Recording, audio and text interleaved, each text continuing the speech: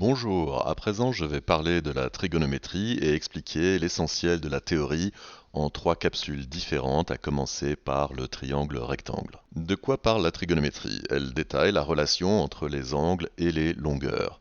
Un angle mesure l'ouverture entre deux demi-droites.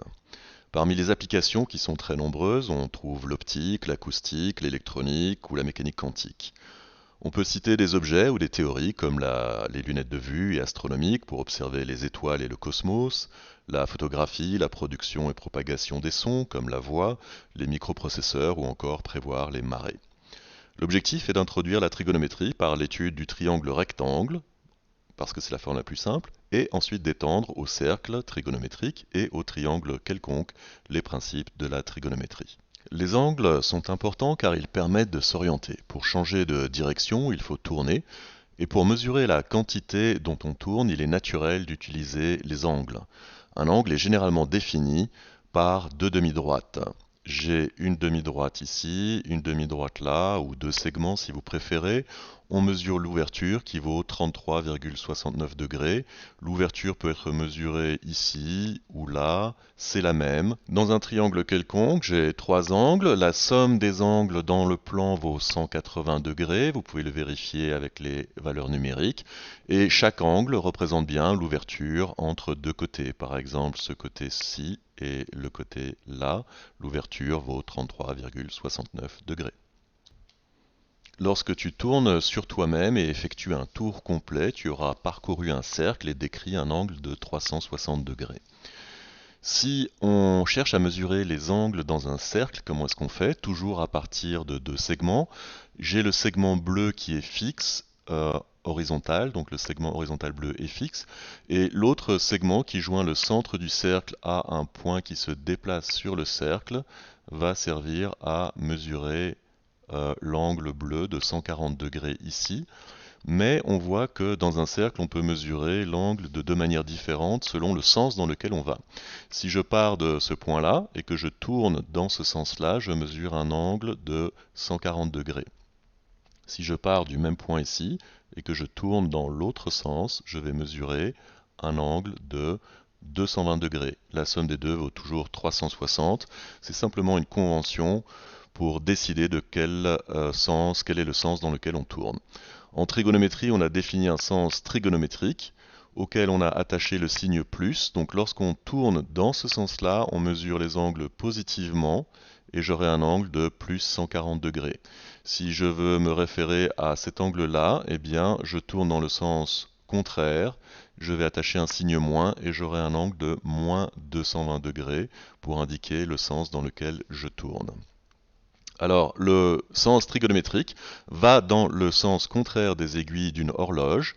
Donc le sens trigonométrique est en bleu, je vais dans le sens contraire des aiguilles d'une horloge et tous les angles mesurés dans ce sens-là sont positifs. Plus 140, ou alors ici j'aurai plus 72, et là j'ai plus 216. Un angle mesuré dans le sens antihorlogique, donc est positif, et un angle mesuré dans le sens des aiguilles d'une montre, c'est-à-dire dans celui-là, est négatif. Donc là j'aurai moins 144 degrés, ici j'aurai moins 222 degrés, et là j'ai moins 344 degrés.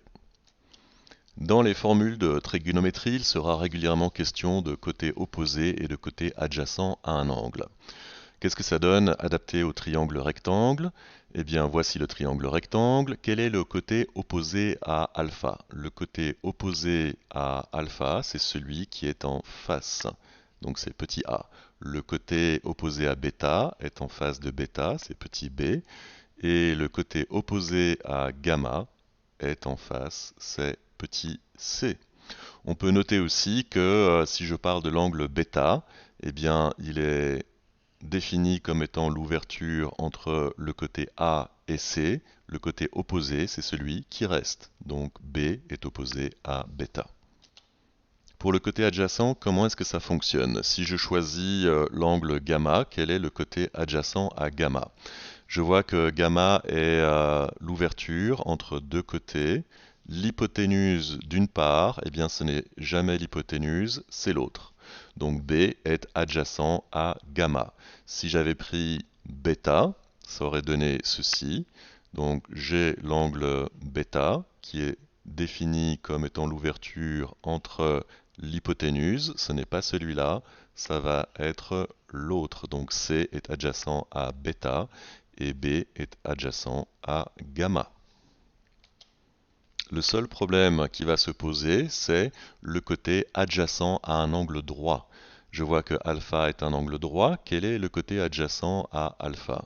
Eh bien, alpha est délimité par B et C. Aucun des deux côtés n'est l'hypoténuse. J'ai une ambiguïté, donc ça va me poser un problème. Mais bien sûr, on va voir comment résoudre ce problème. On va définir trois opérations trigonométriques qui s'appellent sinus, cosinus et tangente dans le triangle rectangle.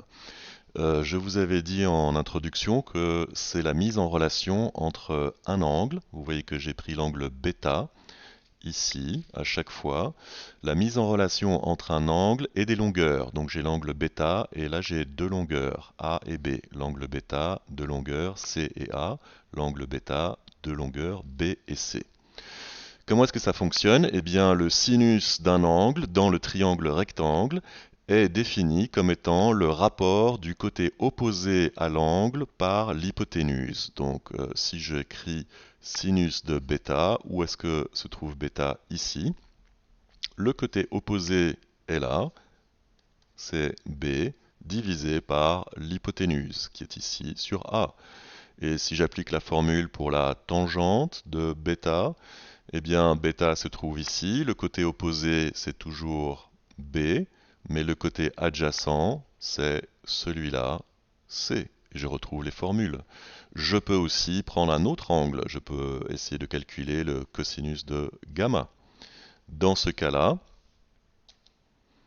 je dois prendre le côté adjacent à gamma. Gamma est ici. Le côté adjacent, ce n'est pas l'hypoténuse, c'est B. Donc adjacent à gamma, voilà, B, divisé par l'hypoténuse, B sur A. Et on voit que j'ai deux angles différents, bêta et gamma. Le sinus de bêta, c'est B sur A, et le cosinus de gamma, c'est B sur A. D'accord? Mais je ne prends pas la même opération. Là, je prends le sinus de l'angle, et là, je prends le cosinus de l'angle. On va vérifier ça numériquement, et on expliquera pourquoi on trouve des relations comme ceci un peu plus tard dans le cercle trigonométrique. J'utilise la calculatrice pour vérifier mes réponses. Où se trouve le sinus, cosinus et tangente? Juste ici, sinus, cosinus, tangente. Je vais vérifier que le sinus de bêta, bêta vaut 62,46. Donc le sinus de 62,46 est égal à 0,89 si j'arrondis à 2 décimales. Vérifions qu'on obtient bien la même chose si je prends par exemple le cosinus de gamma comme je l'ai écrit. Alors le cosinus est à côté, gamma vaut 27,54. Vérifions et on obtient bien 0,89 arrondi à 2 décimales. Si maintenant je veux calculer le cosinus ou le sinus ou la tangente de n'importe quel angle, par exemple la tangente de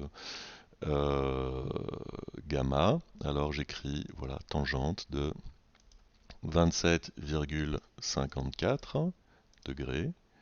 J'ai une réponse, 0,52 si j'arrondis à 2 décimales, et je vais montrer que j'ai bien la même réponse si j'utilise l'autre partie de l'égalité.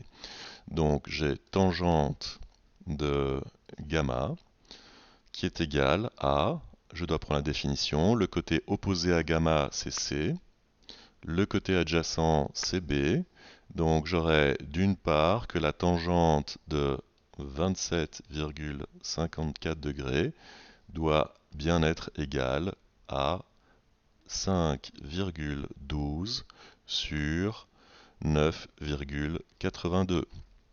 Et j'ai mis en rapport un angle avec deux longueurs. On vérifie ceci. On obtient 0,52. Et puis maintenant je fais le rapport de 5,12 divisé par 9,82 et on obtient la même réponse sous forme décimale. Comme on travaille dans un triangle rectangle, il ne faut pas oublier la relation de Pythagore qui dit que le carré de l'hypoténuse, donc a au carré, est égal à la somme des carrés des deux autres côtés. Si on adapte, disons que si on applique Pythagore aux relations de trigonométrie dans un triangle rectangle, on trouve que le sinus carré d'un angle plus le cosinus carré du même angle est égal à 1, quel que soit l'angle. Donc je peux prendre alpha, bêta ou gamma. Je voudrais vérifier et montrer que c'est vrai. Donc je vais le faire pour le sinus carré de bêta, et je vais dire le sinus carré de bêta plus le cosinus carré de bêta est égal à 1. Le sinus de bêta vaut b sur a, donc j'aurai pour le sinus carré de bêta, ça vaut b au carré sur a au carré. Le cosinus carré de bêta vaut c au carré sur a au carré.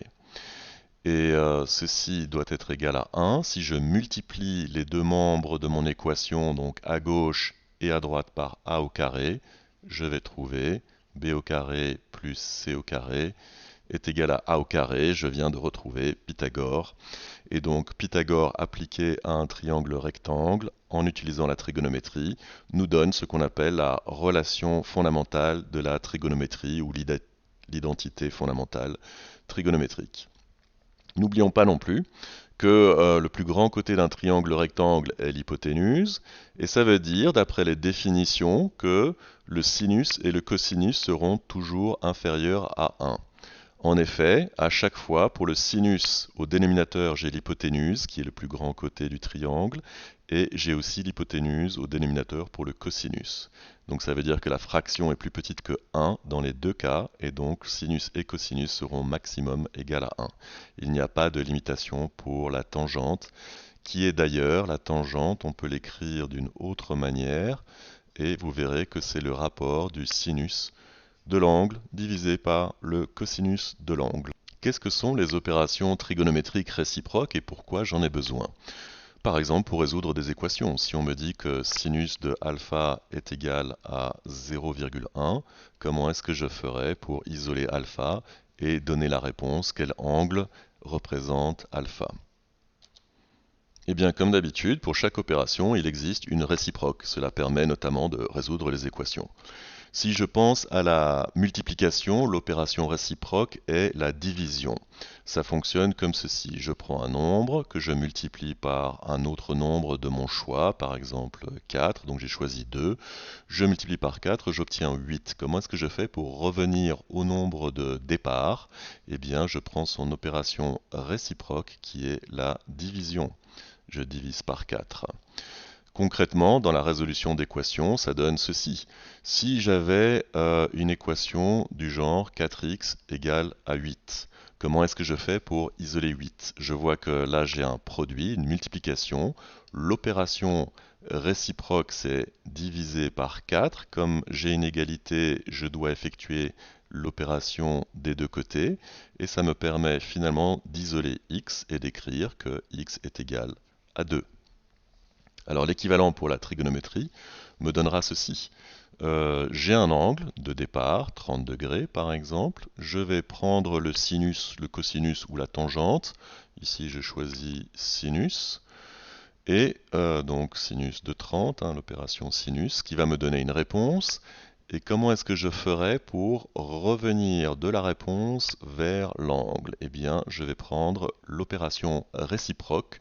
Toutes les opérations réciproques en trigonométrie ont arc devant l'opération à laquelle elles se rapportent. Donc, l'opération réciproque à sinus, c'est arc sinus. L'opération réciproque à cosinus, arc cosinus. Et l'opération réciproque à tangente, arc tangente. Alors, voyons ce que ça nous donne avec la calculatrice. Donc, voilà la calculatrice. Je dois prendre le sinus de 30 degrés. Alors, certains de ces calculs, on peut les faire de tête, mais pas tous en général. Ça va me donner un demi. Et donc, je dois écrire un demi ici, c'est ma réponse. Et ensuite, je dois prendre l'arc sinus de 1 demi pour revenir en arrière et retrouver l'angle de départ. Donc, où se trouvent les opérations réciproques pour sinus, cosinus et tangente? Juste au-dessus, comme d'habitude. Donc, j'appuie sur seconde, arc sinus, 0,5 ou 1 demi. et on obtient l'angle de départ 30 degrés. Pour terminer, je vais résoudre quelques exercices types. On commence par celui-ci qui me demande de calculer les angles si je connais les trois côtés A, B et C. Donc on suppose qu'on ne connaît aucun des angles. On se doute bien que ici j'ai un angle droit. Comment est-ce que je vais procéder? J'ai mes formules de trigonométrie ici et je vois que je peux prendre le sinus, le cosinus ou la tangente parce que je connais tous les côtés. Donc je connais B sur A, je connais C sur A et je connais B sur C. Si je prends la première formule, le sinus de bêta, je dois prendre le côté opposé à bêta. Donc bêta est l'angle ici, le côté opposé c'est bien B qui vaut 4 divisé par l'hypoténuse qui est ici qui vaut 5. On vient de voir à l'instant que si je veux résoudre ceci, eh bien, il faut que je prenne l'opération réciproque au sinus afin d'isoler l'angle bêta. Donc, je vais devoir prendre l'arc sinus dans les deux membres de mon équation. Je prends arc sinus à gauche, je prends arc sinus à droite, et je vais utiliser la calculatrice pour trouver l'angle. Lorsque j'enchaîne une opération et sa réciproque, elle se neutralise, ce qui me permet d'isoler bêta et de dire que c'est tout simplement arc sinus de 4/5. Et si tout va bien, je vais retrouver cet angle de 53,13. On vérifie avec la calculatrice. Pour accéder à l'arc sinus, je dois appuyer sur seconde et sinus. 4 divisé par 5, réponse 53,13, c'est bien le bon angle. Voilà. Alors, j'aurais pu trouver la réponse en prenant une autre. J'aurais pu prendre tangente de bêta, qui me donnerait aussi le bon angle. C'est B sur C. Alors, ça va me donner 4 sur 3. Et donc, bêta est égal à arc tangente de 4 sur 3. On vérifie qu'on trouve bien le même angle. Alors, je vais prendre arc tangente de 4 divisé par 3 et on obtient le même angle. Je vais aussi vérifier cette relation, donc l'identité fondamentale de la trigonométrie, qui me dit que le sinus carré d'un angle, n'importe lequel, donc je vais prendre 90 degrés ici, plus le cosinus carré, donc sinus carré, plus le cosinus carré du même angle, doit toujours être égal à 1. Alors, à l'aide de la calculatrice, on peut vérifier rapidement. Et je vais prendre le sinus de 90 degrés, donc sinus carré de 90 degrés, plus cosinus carré de 90 degrés. J'ai mis une parenthèse en trop. Voilà. Et bien égal à 1. Je peux le vérifier pour n'importe quel angle. Donc si je prends un autre angle, par exemple gamma, j'aurai le sinus de 36,87, donc sinus carré de 36,87, plus cosinus carré de 36,87, donc on n'oublie pas le carré, égal à 1 aussi.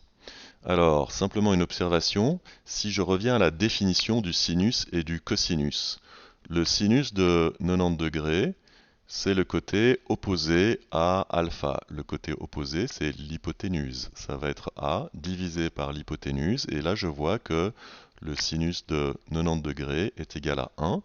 Par contre, si j'essaie de calculer le cosinus de 90 degrés, à ce stade-ci, j'ai un petit souci. Parce que quel est le côté adjacent à alpha? Est-ce que c'est C ou est-ce que c'est B? Il n'y en a aucun des deux qui est l'hypoténuse. Je sais que je vais devoir diviser par 5 l'hypoténuse, mais qu'est-ce que je mets ici?